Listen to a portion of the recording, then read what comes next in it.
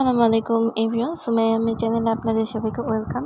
আজকে আপনাদের সাথে শেয়ার করব গ্রাম বাংলার প্রাকৃতিক সৌন্দর্য। তো এই যে দেখেন, এটা হচ্ছে গ্রাম বাংলার প্রাকৃতিক সৌন্দর্য। এখানে ঢেঁকিতে ওই যে চাল পিঠা খাওয়ার চাল কুটে না, ঢেঁকিতে ওই চাল কুটছিল। তো আমি দেখছিলাম, ভাবলাম যে হচ্ছে এটার একটা ছোট্ট ক্লিপ নিই।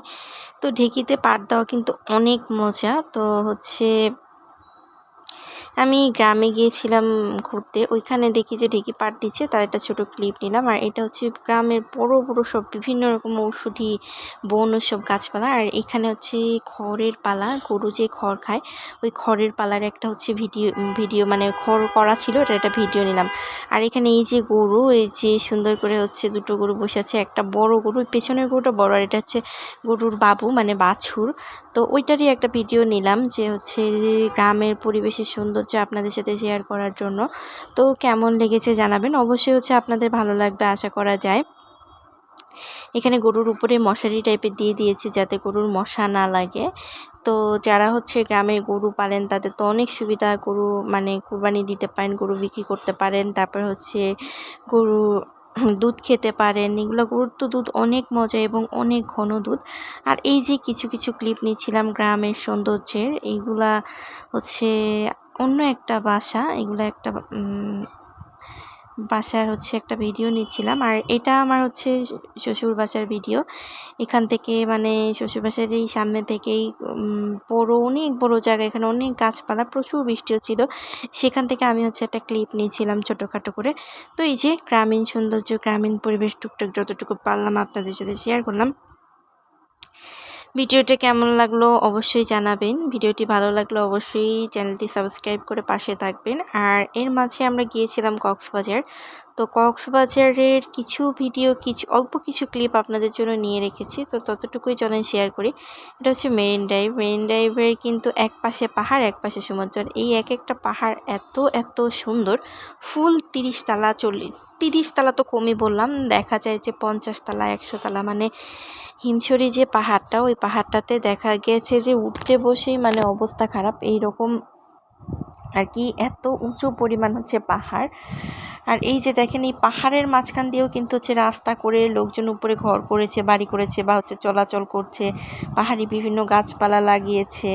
তো আমরা ওই কক্সবাজার যাওয়ার পরে একটা মানে গাড়ি নিয়ে ঘুরছিলাম আর সব কিছু দেখছিলাম। আর এই দেখেন, এক পাশে পাহাড়ের অপোজিট পাশে সমুদ্র, মানে এই দিকটা দেখলে যে কি ভালো লাগে আর কি পরিমাণ রিফ্রেশমেন্ট লাগে। প্রত্যেক মানে বছর প্রত্যেক কিছুদিন পর পর মনে চাই একটু সমুদ্র বেড়াতে আসি, এত মজা লাগে, এত সুন্দর একটা পরিবেশ সমুদ্রের, মনে হয় যে অন্যরকম একটা রিফ্রেশমেন্ট।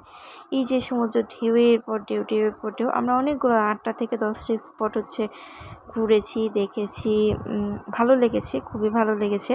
তো সমুদ্র বিলাস তো অবশ্যই হচ্ছে ভালো লাগবে। এর মাঝেও যতটুকু পেরেছি আপনাদের সাথে শেয়ার করার চেষ্টা করেছি। এখন থেকে ইনশাআল্লাহ নিয়মিত ভিডিও আপলোড দিব। আর সবাইকেই সাপোর্ট করার চেষ্টা করব। যারা আমাকে সাপোর্ট করবেন অবশ্যই সাপোর্ট পাবেন, একটা কমেন্ট করলে কমেন্ট ব্যাক পাবেন। আর ফুল ওয়াচ করলে ফুল ওয়াচ লিখে দিবেন, ফুল ওয়াচ ব্যাক পাবেন। যে যতটুকু সাপোর্ট আমাকে করবেন, আপনারা ঠিক ততটুকু সাপোর্টই আমার পক্ষ থেকে পাবেন, অবশ্যই পাবেন।